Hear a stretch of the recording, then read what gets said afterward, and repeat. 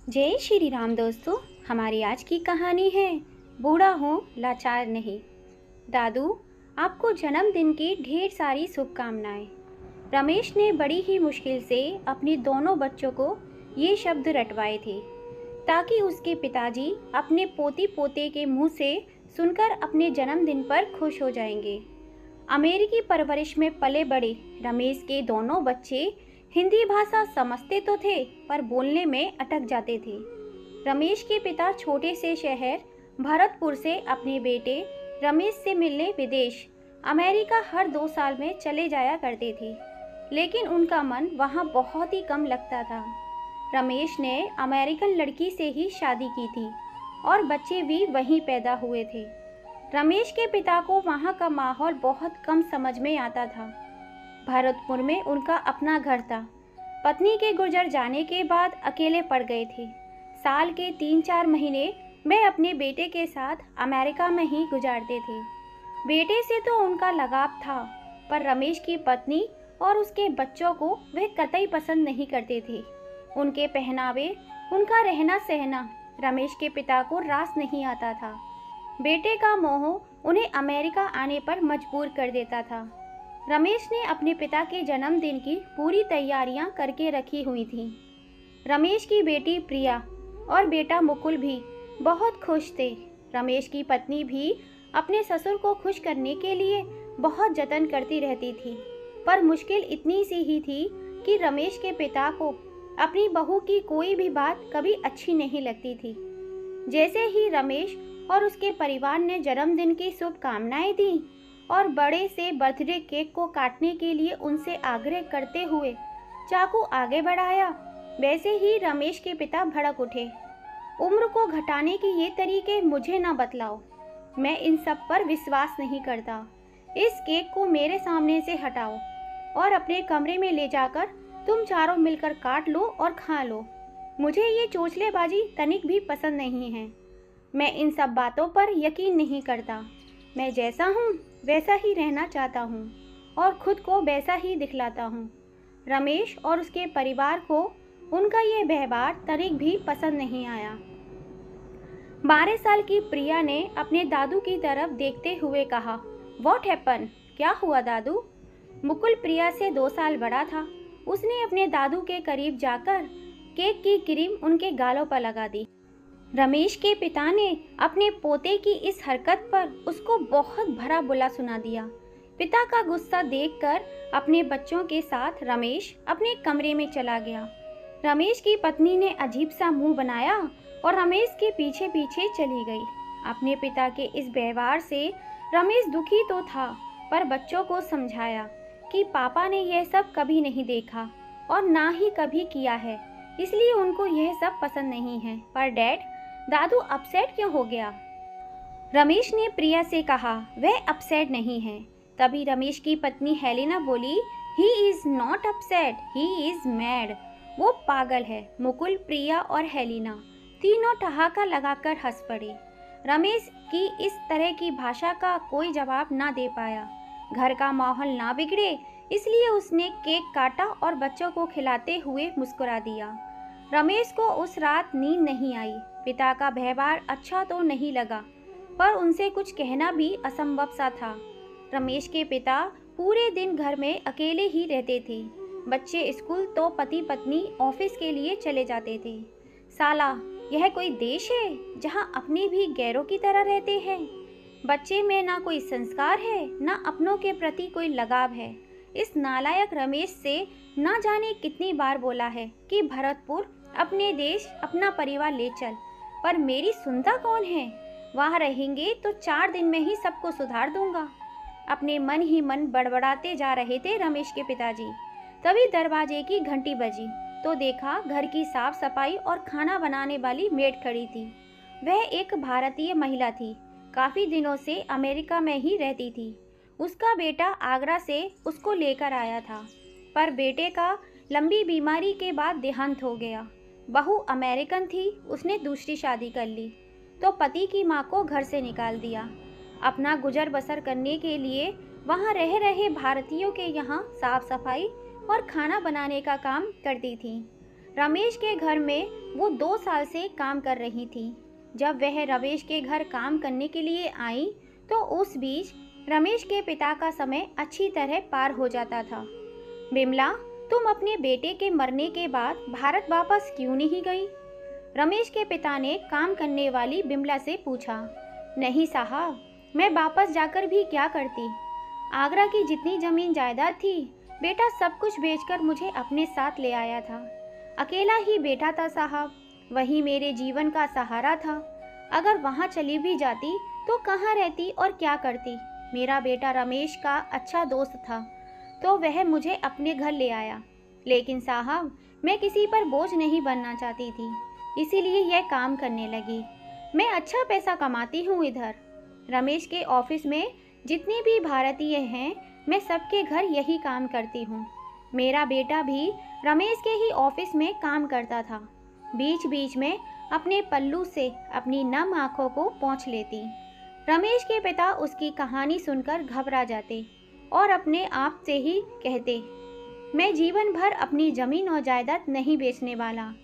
मुझे अब समझ में आया कि रमेश क्यों कहता रहता है कि सब कुछ बेचकर हमेशा के लिए यहाँ आ जाओ। बिमला काम में व्यस्त हो गई और रमेश के पिता अपने ही उफ्फों में दिमाग में घुमाते रहे। बिमला ने डाइनिंग टेबल पर लंच बनाकर आवाज़ लगाई। सबके लिए खाना बन गया है। आपको कढ़ी बहुत पसंद है ना? मैंने आज वही बनाई है। प्रिया और मुकुल भी आने ही वाले थे, लेकिन रमेश के पिता अभी भी उनके साथ लंच और डिनर नहीं करते थे। इसलिए बिमला की आवाज़ सुनकर वह डाइनिंग टेबल पर लगे भोजन को एक प्लेट में लगाकर खाने लगे। हेलो दादू, हाउ आर यू? मुकुल और प्रिया ने एक साथ अपने दादू से कहा, पर रमेश के पिता ने उनकी इस बात का कोई जवाब नहीं दिया। दोनों बच्चों ने कंधा ऊंचा किया और अपने अपने कमरे में चले गए। बिमला दोनों बच्चों से कह रही थी, लंच रेडी है, जल्दी से चेंज करके आ जाओ। रमेश के पिता ने बिमला से कहा, मेरा चश्मा नहीं मिल रहा, जरा देखो कहाँ रख दिया मैंने। बिमला ने कहा, वह तो मैंने प्रिया के कमरे में देखा था। रमेश के पिता खाना खाकर प्रिया के कमरे की तरफ गए और दरवाज़ा खोलकर जैसे ही 2 कदम बढ़ाए, वैसे ही प्रिया उन पर चीख पड़ी, how dare you, without knocking you enter my room? बिना दस्तक दिए तुम्हारी हिम्मत कैसे हुई मेरे कमरे में प्रवेश करने की? आउटसाइडर, बाहर निकलो, देखते नहीं मैं कपड़े बदल रही हूँ। दादू, आपको इतनी भी तमीज़ नहीं है? किसी के कमरे में घुसने से पहले दरवाज़ा खटखटा दे। प्रिया कपड़े तो पहले ही बदल चुकी थी, ना जाने किस बात का गुस्सा उन पर उतार रही थी। रमेश के पिता अपनी पोती की इस हरकत से दंग रह गए। प्रिया इतनी तेज चीखी कि बिमला और मुकुल भी प्रिया के कमरे में आ गए। रमेश के पिता की आंखों में आंसू आ गए और वह डगमगाते कदमों से प्रिया के कमरे से बाहर निकल आए। बिमला ने उनका चश्मा प्रिया के कमरे से उठाया और रमेश के पिता को दे दिया। अरे रोते क्यों हो साहब, यह अमेरिका है, कोई हमारा भारत नहीं। यहाँ कब कौन क्या कह दे कोई भरोसा नहीं। आप परेशान ना होइए, कोई ऐसी बात नहीं है। वो अभी अभी स्कूल से आई है ना, तो थक गई होगी, इसलिए ऐसा मुंह से निकल गया। अब मैं चलती हूँ, आप आराम से रहिए।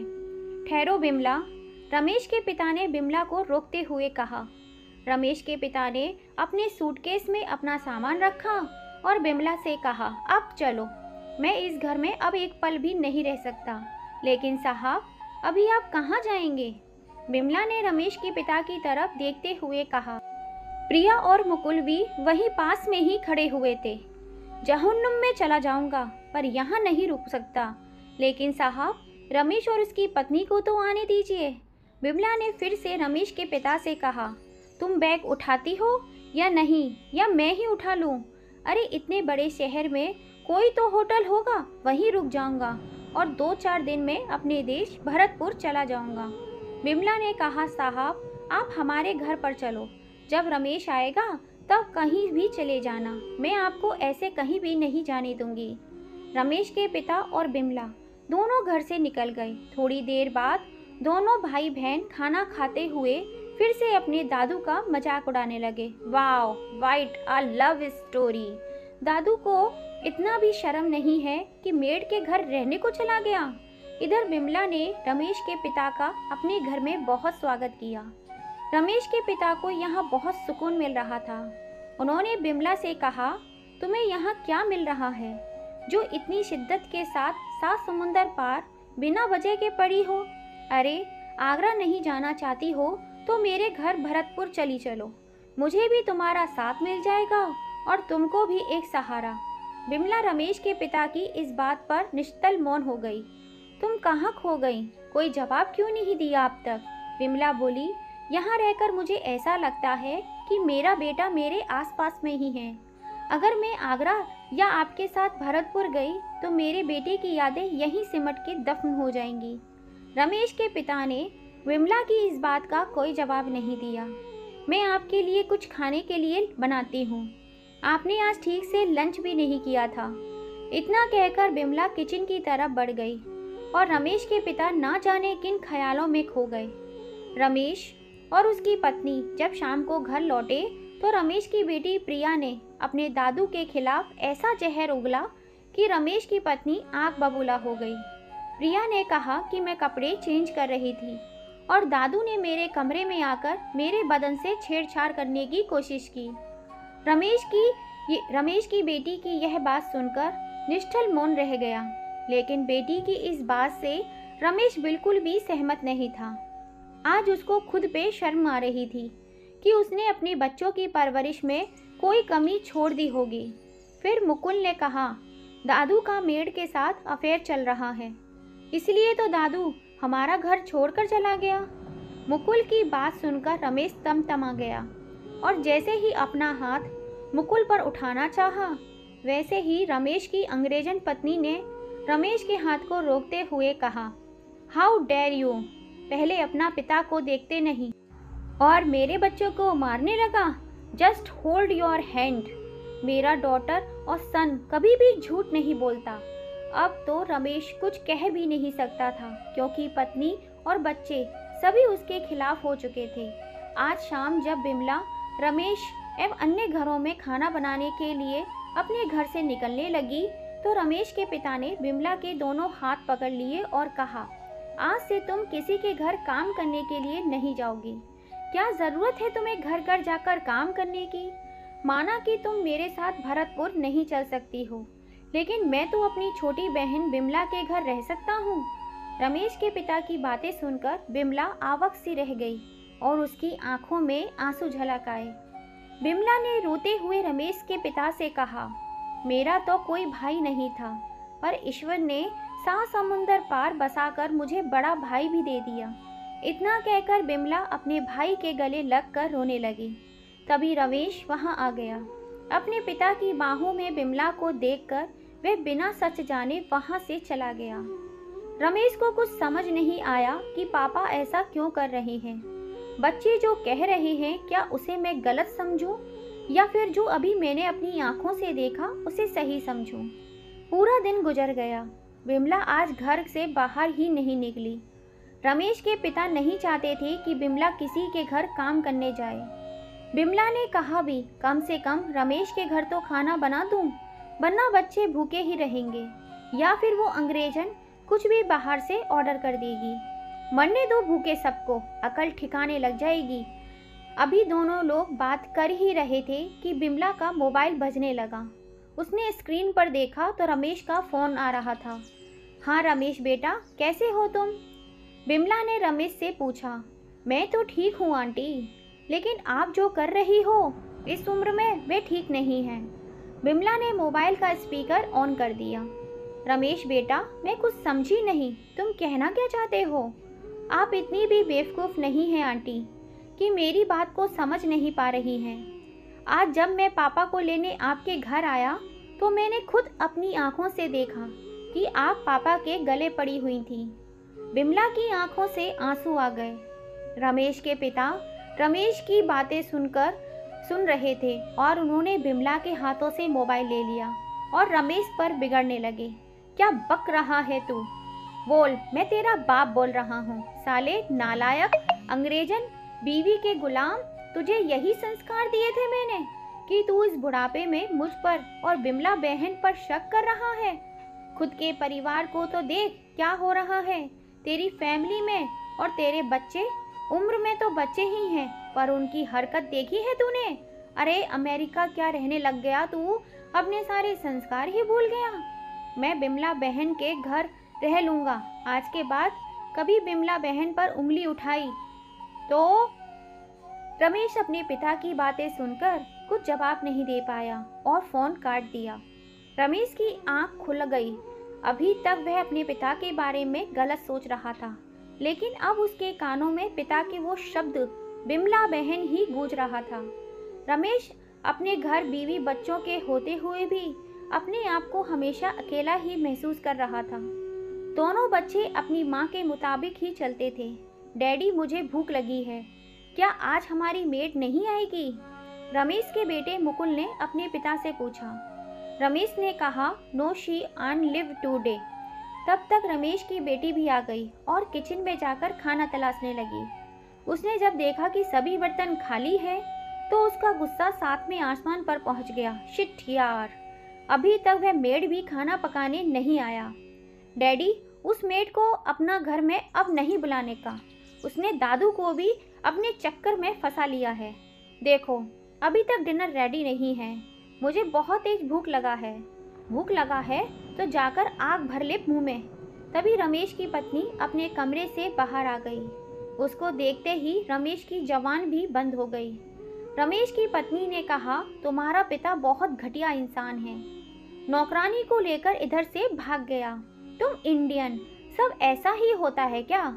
जैसे ही रमेश ने अपनी पत्नी की बात सुनी वह आग बबूला हो गया। जस्ट सेट अप, वह मेरा फादर है, उनके लिए रिस्पेक्ट से बात करो वरना बहुत बुरा हो जाएगा। तुमको भी अपना डैडी का साथ ही जाना है तो जाओ, बट मेरे बच्चों से कायदे से बात करो।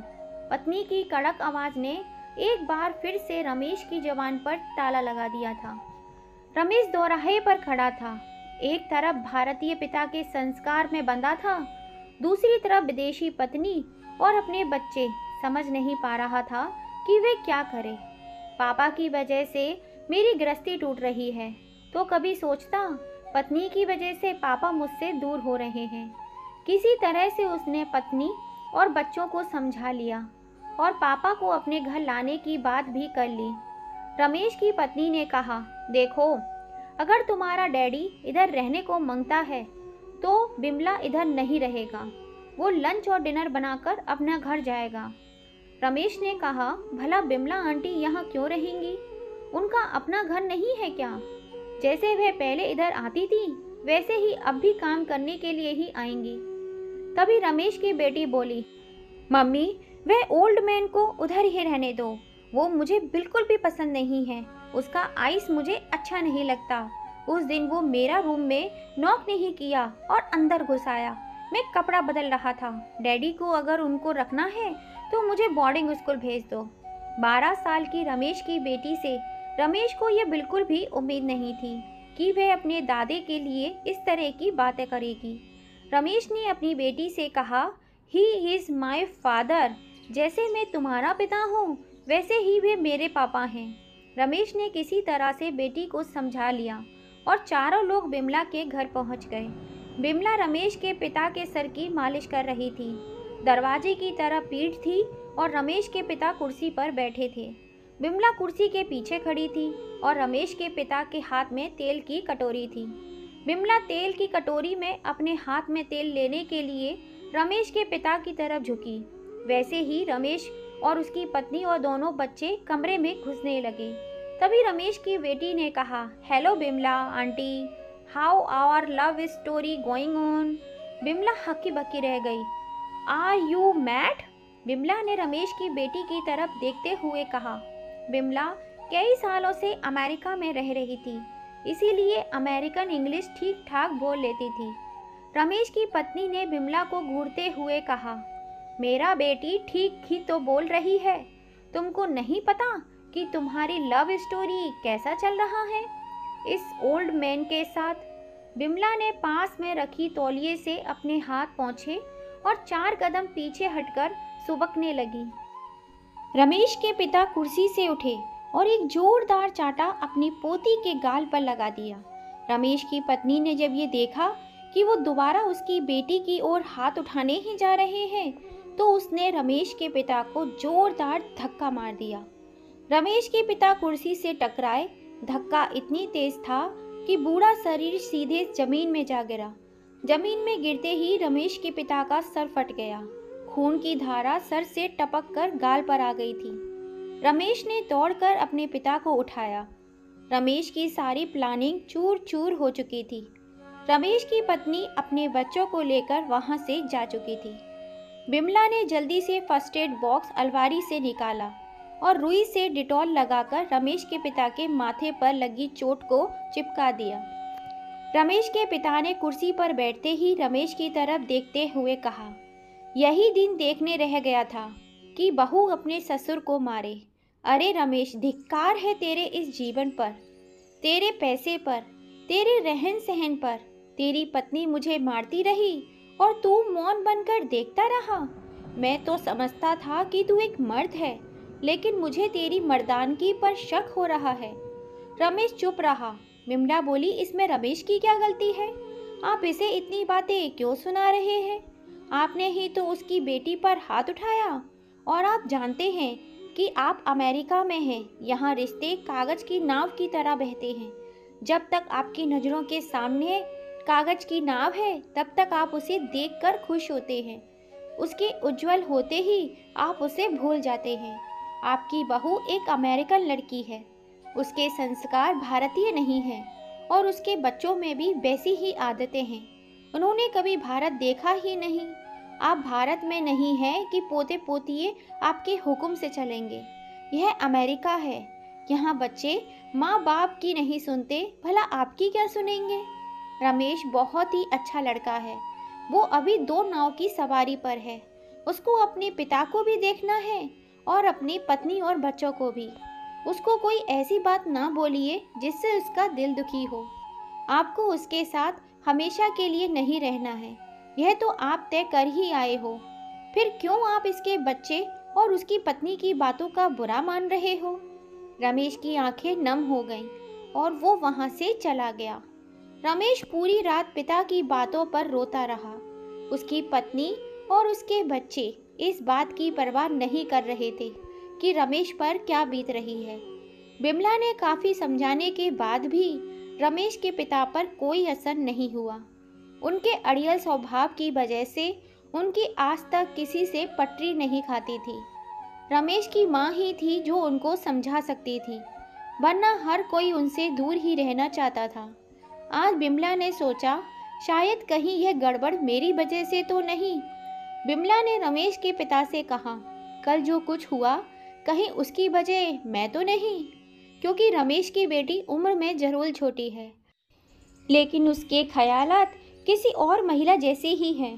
कल उसने जो कुछ भी मेरे और आपके बारे में कहा, वह उसने अपने हिसाब से कहा। हम साथ साथ रहते हैं। हमारे और आपके बीच क्या रिश्ता है ये हम ही जानते हैं। और हाँ, यहाँ के लोगों को भी कोई फर्क नहीं पड़ता कि हम कौन हैं और किस रिश्ते से एक दूसरे के साथ रहते हैं। लेकिन हमारी भारतीय संस्कृति इस बात को बिल्कुल इजाज़त नहीं देती और जिस जगह हम रहते हैं वहाँ अधिकतर लोग भारतीय ही हैं। मैं चाहती हूँ कि मेरी वजह से आपको कोई कुछ न कहे और साथ ही साथ यह भी चाहती हूँ कि मुझे भी यहाँ का भारतीय समाज आपकी वजह से बड़ा बुरा ना कहे। इतनी बात कहने में बिमला के दिल पर क्या गुजरी होगी यह वही जानती थी। वह आज तक रमेश के पिता में एक भाई ही देखती थी। रमेश के पिता का मन तो बहुत दुखी हुआ, पर वह बिमला की बात से सहमत थे। तुम ठीक कहती हो बिमला, तुमको समाज का डर है और मुझे तुम्हारा डर है कि मेरी वजह से तुम्हें कोई परेशानी ना हो। मैं तुम्हारा हर इशारा समझ गया हूँ। मैं आज ही तुम्हारा घर छोड़कर चला जाऊँगा। मैं ही गलत हूँ। मेरी पत्नी ही मुझे जब तक जिंदा थी तब तक समझती थी, बाकी किसी ने भी मेरी भावनाओं को नहीं समझा। मैं खुद को ईमानदार समझता हूँ और सच भी यही है कि मैं ईमानदार हूँ। बिमला रो पड़ी। भैया, आप कैसी बातें कर रहे हैं? मैंने कब कहा कि आप यह घर छोड़ के चले जाओ? मैं तो यह कह रही हूँ, यहाँ का माहौल देखते हुए अपने बेटे के घर रहो। आप समझदार हैं और सच्चे भी हैं। जो समझदार और सच्चे होते हैं उनको समझौता भी करना आता था। आज नहीं तो कल वह आपको अच्छे लगने ही लगेंगे। रमेश आपका अपना खून है, आपका इकलौता बेटा है। रमेश को अगर आप इस तरह से उसे अपने आप से दूर रखेंगे तो आपकी पत्नी, जो कि ऊपर वाले के घर में है, वे क्या सोचेंगी? मैं माँ है, उसका कलेजा ही छलनी हो जाएगा। अगर वह जिंदा होती तो क्या वह अपने बेटे से दूर रह पाती? मैं आपसे विनती करती हूँ कि रमेश को अपना लीजिए। वह बहुत ही शरीफ और समझदार बच्चा है। रमेश के पिता रात भर जागते रहे। अपने बेटे की मजबूरी को भी वो भली भांति जानते थे। विमला की बातें और अपनी पोती की बातों का तीखापन उनके दिमाग में घुस गया था। सुबह के 4 बजे थे। रमेश के पिता ने अपने कपड़े एक बैग में रखे और बिमला सोई हुई छोड़कर घर से निकल गए। बाहर आकर उन्होंने एक टैक्सी करी और एक होटल में जाकर रुक गए। रात भर जागे थे तो उन्हें नींद आ गई। सुबह जब बिमला सोकर उठी तो रमेश के पिता घर में नहीं थे। बिमला ने सोचा शायद मॉर्निंग वॉक पर गए होंगे। 9 बज चुके थे, अब तक वह नहीं लौटे तो बिमला उनके कमरे में गई। रमेश के पिता का बैग वहां नहीं था और ना ही उनका कोई सामान था। बिमला घबरा गई। उसने रमेश को फ़ोन किया कि तुम्हारे पिताजी पता नहीं किधर निकल गए, उनका कोई पता नहीं है। रमेश ने जब ये बात सुनी तो वह तुरंत बिमला के घर की तरफ आ गया। उसकी पत्नी और बच्चे अभी तक सो रहे थे। आंटी, जब पापा जी गए तो आप कहाँ थी और वे कितने बजे गए? रमेश ने एक के साथ कई सवाल बिमला से कर दिए। बिमला ने बताया, मैं तो सो रही थी। बाद में मैंने सोचा वह मॉर्निंग वॉक पर गए होंगे, अभी लौट आएंगे, लेकिन 9 बजे तक जब वे नहीं लौटे तो मैंने तुमको फ़ोन किया। रमेश, मुझे बहुत ही घबराहट हो रही है। ना जाने भाई साहब किधर गए होंगे। कहीं ऐसा तो नहीं कि वो इंडिया वापस चले गए हो? रमेश ने कहा, आंटी आप परेशान ना हो, मैं अभी पुलिस को फ़ोन करता हूँ। उनको यहाँ के बारे में कुछ भी तो नहीं पता। आंटी, यह सब मेरी वजह से ही हुआ है। मैं अपने पिता की देखभाल नहीं कर पा रहा हूँ। रमेश ने पुलिस को फ़ोन किया और पिता की गुमशुदगी की रिपोर्ट लिखवा दी। शाम के 5 बजे पुलिस रमेश के पिता को लेकर रमेश के घर पहुंची तो पूरा परिवार हक्का भक्का रह गया। रमेश के पिता ने पुलिस को बताया कि मेरे बेटे की पत्नी और उसकी बेटी ने मुझे मारा था, इसलिए मैं बिना बताए घर से निकलकर एक होटल में रुक गया। मैं तो आज रात को इंडिया भी चला जाता अगर पुलिस ना पहुंच जाती। पुलिस ने रमेश की पत्नी से पूछताछ की तो वे साफ साफ मुकर गई कि उसने अपने ससुर को नहीं मारा है। बिमला भी वहीं खड़ी थी। रमेश के पिता ने अपने बेटे से ही कहा, तुम बताओ कि तेरी वाइफ ने मुझे धक्का दिया था या नहीं? मेरे सर पर जो चोट लगी है वह कैसे लगी है? रमेश कभी अपनी पत्नी की तरफ देखता तो कभी अपने पिता की तरफ, लेकिन उसकी जबान पर जैसे किसी ने ताला लगा दिया हो। रमेश की बेटी आगे आकर बोली, यस, मेरी मॉम ने दादू को धक्का दिया था क्योंकि वो मेरे साथ छेड़खानी कर रहे थे। रमेश की बेटी का इतना घटिया बयान सुनकर रमेश ने उसकी तरफ हाथ उठा दिया। पुलिस ने रमेश का हाथ पकड़ लिया। बिमला की आंखों में आंसू थे। रमेश की बेटी ने पुलिस से कहा, मेरा दादू और ये हमारे घर की मेड के बीच में अफेयर चल रहा है। मॉम को यह सब ठीक नहीं लगा तो दादू को बोला कि आप इधर से निकल जाओ। दादू मेड के घर रहने लगा। बस इतना सा बात था। अगर मैं या मेरी मॉम कहीं से भी गलत है तो हमें अरेस्ट कर लीजिए, वरना इस दादू और मेड को अरेस्ट करिए। अगर ये दादू मेरे घर में रहेगा तो मुझे डर है कि दादू फिर से मेरे साथ छेड़खानी करेगा। I am request you please arrest him. जितने भी लोग वहाँ खड़े थे सब के सब आवाक हो गए। पुलिस ने रमेश के पिता को गिरफ्तार कर लिया और वहाँ से ले गए। रमेश कुछ भी न कर सका। बिमला ने रमेश और उसके परिवार की तरफ देखते हुए कहा, थू, धिक्कार है रमेश तुझ पे और तेरी फैमिली पर। एक पिता कुछ दिन के लिए अपने बेटे और उसके परिवार से मिलने आया और तुम लोगों ने उस पर झूठा इल्ज़ाम ही लगा दिया। शर्म नहीं आई तुम लोगों को? अरे रमेश, डूब मर तो चुल्लू भर पानी में। लालत है तेरी घटिया औलाद पर। रमेश की बेटी बिमला को देखकर हंस रही थी। ए ही ओल्ड लेडी, तुझे भी तेरे आशिक के साथ जेल जाना है क्या? तो बोल, तुझे भी उसके साथ भेजना का इंतज़ाम करती हूँ मैं। रमेश ने बिमला के पाँव पकड़ लिए और रोने लगा। आंटी, मुझे माफ़ कर दो। बिमला ने कोई जवाब नहीं दिया और बिना कुछ बोले ही वापस अपने घर की तरफ आने लगी। रमेश ने बिमला के दोनों कंधे पकड़े और बिमला के साथ साथ चलने लगा। रमेश ने अपनी पत्नी और बच्चों की तरफ देखते हुए कहा, हो गई तुम लोगों को तसल्ली? अब रहो तुम लोग, मैं चला यहाँ से, कभी लौट कर नहीं आऊँगा। जब तक मेरा पिता नहीं आएगा तब तक मैं भी तुम लोगों को अपनी शक्ल नहीं दिखाऊंगा। Get lost. रमेश की पत्नी ने रमेश से कहा और अपने दोनों बच्चों को लेकर अंदर चली गई। रमेश बिमला के घर गया कि मेरी फैमिली कितनी बुरी है। बच्चे भी अपनी माँ के ही बनकर रह गए हैं। मुझे अपना बेटा समझिए, मैं पापा को चुरा कर लाता हूँ। अब मैं आप दोनों के साथ ही रहूँगा। पापा कहेंगे तो मैं इंडिया ही उनके साथ चला जाऊँगा। छोड़ दूँगा हमेशा के लिए अपनी फैमिली को। बिमला ने अपनी साड़ी के पल्लू से अपनी भीगी हुई आंखें साफ करी। रमेश तुरंत पुलिस स्टेशन की तरफ चला गया। रमेश पुलिस स्टेशन पहुंचा तो उसके पिता लॉकअप में थे। रमेश ने उनकी जमानत कराई और उनको लेकर बिमला के घर आ गया। रमेश के पिता ने उससे कहा, अब मैं यहाँ नहीं रहूँगा। मेरी वजह से तुमको और रमेश को जो तकलीफ़ हुई है उसके लिए मैं तुम दोनों से माफ़ी चाहता हूँ। पूरी ज़िंदगी मेरी निकल गई। इसकी माँ जिंदा थी तो हमेशा यही कहती थी, हमारा इकलौता बेटा है, तुम रिटायर हो जाओगे तो हम दोनों बेटे के साथ ही रहेंगे। घर की छत की तरफ देखते हुए कहा, तुम देख रही हो ना, अमेरिका में रहने का सुख जो काम पूरी ज़िंदगी में नहीं हुआ वह अमेरिका में आकर हो गया। बस यही कसर बाकी थी कि मैं पुलिस थाना जाऊं और लॉकअप में बंद रहूं। आज तुम्हारे बेटे ने वो भी पूरी कर दी। यहाँ आकर एक बहन मिली, वो भी अपनी बदनामी के डर से मुझे अपने यहाँ नहीं रख सकती। बिमला ने रमेश के पिता से कहा, आप ऐसी बात भला क्यों बोल रहे हैं? मैं तो बस इतना चाहती थी कि आप रमेश के साथ रहें।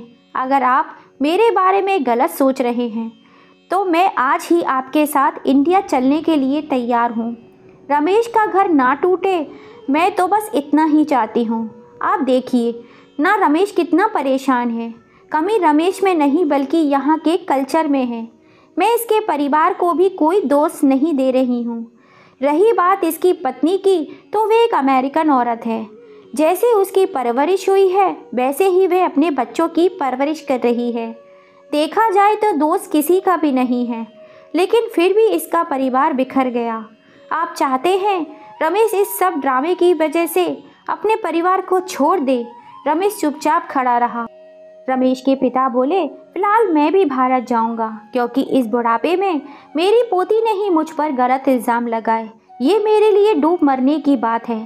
पापा, आप परेशान ना होइए। आप कहना बिल्कुल ठीक है। मैं भी आपको उस घर में ले जाना नहीं चाहता। अगर आपका फैसला है कि आप वापस इंडिया जाएंगे तो मैं भी आपके साथ में ही चलूँगा। इस फैसले से पूरी तरह सहमत हूँ, लेकिन मैं भी अब यहाँ नहीं रहूँगा। मैं भी अब आपके साथ ही इंडिया चलना चाहता हूँ। मैं आज ही तलाक के पेपर रेडी करता हूँ और उसके बाद मैं भी यहाँ नहीं सह सकूँगा। मेरे लिए आपसे बढ़कर मेरा परिवार नहीं है। मेरा परिवार तो आप ही हैं। अभी ये सब बातें चल ही रही थी कि अचानक रमेश की बेटी का फ़ोन आया कि मम्मी स्लिप होकर गिर गई हैं। मम्मी को बहुत ब्लीडिंग हो रही है। आप जल्दी से जल्दी घर आ जाओ पापा, आप जल्दी से आ जाओ। इतना कहने के बाद वह तेज़ तेज़ रोने लगी। अपनी बेटी की बात सुनकर वह घबरा गया और अपने पिता से कहा कि मेरी वाइफ को बहुत चोट आई है। बिमला ने कहा, खड़ा खड़ा मुंह क्या देख रहा है, जल्दी से घर चल, मैं भी तेरे साथ चलती हूँ। रमेश के पिता को भी ये सुनकर अच्छा नहीं लगा और वह भी रमेश के साथ चल दिए। रमेश की पत्नी एम्बुलेंस से हॉस्पिटल जा चुकी थी। रमेश, बिमला और रमेश के पिता सीधे अस्पताल ही पहुंच गए। रमेश की बेटी ने दौड़कर अपने पिता को पकड़ लिया और फफक फफक कर रोने लगी। रमेश ने उसको अपने से अलग कर दिया और डॉक्टर से बात करने लगा। इस समय रमेश की पत्नी आईसीयू में थी। डॉक्टर ने बताया उसका सिर फट चुका है और काफ़ी खून बह चुका है। डॉक्टर ने उसके ऑपरेशन की तैयारी कर ली थी। विमला और रमेश के पिता आंखें बंद करके प्रार्थना कर रहे थे। रमेश की बेटी ने अपने दादू की तरफ देखा तो वो निष्ठ मौन हो गई। वो लगातार अपने दादू को ही देख रही थी कि वो भगवान से प्रार्थना कर रहे हैं। उसकी आंखों में आंसू थे। वे मन ही मन बहुत पछता रही थी कि मैंने इनके साथ अच्छा नहीं किया, लेकिन वह अपनी इस बात से उन्हें कह भी नहीं पाई। वो उन्हीं के बगल में रखी एक कुर्सी पर जाकर बैठ गई और अपनी मम्मी के लिए भगवान से प्रार्थना करने लगी। रमेश की पत्नी की हालत गंभीर थी। गहरी चोट के साथ साथ उनकी रीढ़ की हड्डी भी टूट गई थी। रमेश बच्चों का रो रो कर बुरा हाल था। रमेश भी काफ़ी उदास था। विमला ने रमेश के पिता से कहा, भैया आप इतना क्यों परेशान हैं? आपको तो भारत वापस जाना है ना, तो जाइए। रमेश के पिता विमला की बात सुन भी रहे थे और समझ भी रहे थे। वो अपने बेटे के पास गए जो अपने बच्चों को ढांढस बना रहा था। रमेश के पिता ने रमेश के कंधे पर हाथ रखा और बोले, परेशान ना हो, तेरी पत्नी ठीक हो जाएगी। रमेश खड़ा हो गया और बोला, पापा जी मुझे माफ़ कर दीजिए और भगवान से प्रार्थना करिए कि इन बच्चों के सर से इसकी माँ का साया बना रहे। पापा जी मैं जानता हूँ यह बच्चे उस संस्कार से महरूम हैं जो आपने मुझे दिए हैं। मैं वो संस्कार इनको नहीं दे पाया। रमेश के पिता अपनी पोती और पोते की तरफ गए और उनके भी सर पर हाथ रखते हुए बोले, आप दोनों अब बिल्कुल नहीं रोना, तुम्हारी मम्मी को कुछ नहीं होगा, वह अभी थोड़ी ही देर में ठीक हो जाएगी। रमेश की बेटी को पता नहीं कहाँ से सद्बुद्धि आ गई कि वो अपने दादू के पैरों में गिरकर रोने लगी। दिनेश के पिता ने कहा, चल उठ जा और रोना बंद कर, चल हम सब मिलकर तेरी मम्मी को ठीक करने के लिए भगवान से प्रार्थना करते हैं। रमेश चुपचाप खड़े होकर अपनी बेटी को देख रहा था। रमेश, मुकुल, पूरा परिवार यही कामना कर रहा था कि किसी तरह से रमेश की पत्नी ठीक हो जाए। दोनों बच्चे रो रो कर परेशान थे। रमेश का बेटा अपने दादू से बोल रहा था, दादू prayer for my mom. Ramesh की बेटी आज तो बिल्कुल ही बदल चुकी थी। आज ना जाने कितनी बार वह अपने दादू को सॉरी बोल चुकी थी। विमला बोली, आप माफ़ भी करो भाई साहब इनको, यह तो मासूम है और आपके पोता और पोती भी हैं। रमेश के पिता ने दोनों बच्चों के सर पर हाथ रखा और फिर दोनों को गले से लगा लिया। तभी डॉक्टर ने रमेश से कहा, 2 यूनिट खून चढ़ेगा इनको। विमला बोली, आई एम रेडी, मैं ब्लड दूंगी। रमेश के पिता बोले, मुझे भी देना है। 1 यूनिट विमला ने और रमेश के पिता ने रक्तदान किया। ऑपरेशन शुरू कर दिया गया। सुबह के 5 बजे डॉक्टर बाहर निकला और दिनेश से कहा, she is okay now. Ramesh और उसके बच्चों ने राहत की सांस ली। दोनों बच्चों ने अपनी माँ को दूर से देखा तो उनकी आंखें झलक आईं। रमेश के पिता ने विमला से कहा, तुम इन दोनों को लेकर घर जाओ, मैं और रमेश यहीं हैं।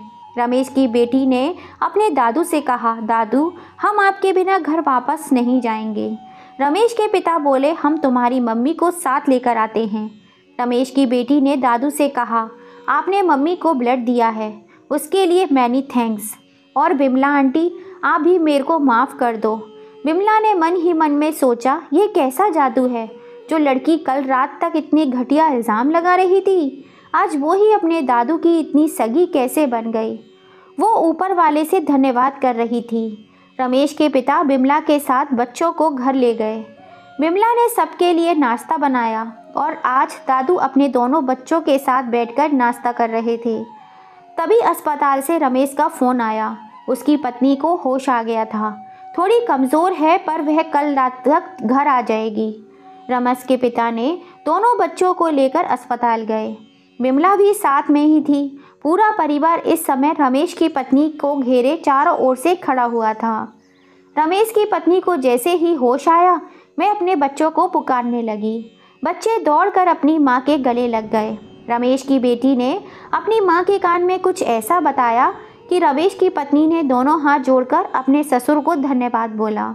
उसके बाद उसने जो बोला उसको सुनकर पूरा परिवार नितन मौन रह गया। रमेश की पत्नी ने हाथ जोड़कर अपने ससुर से कहा, मुझे माफ़ कर दीजिए पिताजी, मुझसे गलती हो गई, मैं अब ऐसा कभी नहीं करूँगी। पिता का महत्व क्या होता है? अगर आप इंडिया जाएंगे तो मैं भी आपके साथ ही चलूँगी। आप मेरा फैमिली हो, हम आपके साथ इंडिया रह चलेगा, हमेशा हमेशा के लिए। रमेश ने कहा, पापा जी इन सबको माफ़ कर दीजिए और इनको अपना लीजिए। पूरा परिवार खुश था। 2 दिन के बाद रमेश की पत्नी घर आ गई। विमला भी रमेश के घर पर ही रहने लगी और रमेश के पिता भी अपने परिवार के साथ अमेरिका में खुशहाल ज़िंदगी बिताने लगे। रमेश के पिता ने अपना घर छोड़कर और विमला के घर जाकर रहना सही किया या गलत? अपनी राय हमें कमेंट करके ज़रूर बताइएगा। काश रमेश के पिता ने पहले ही अपनी अंग्रेजन बहू को दिल से अपना लिया होता तो आज जो कुछ हुआ वह शायद ना होता।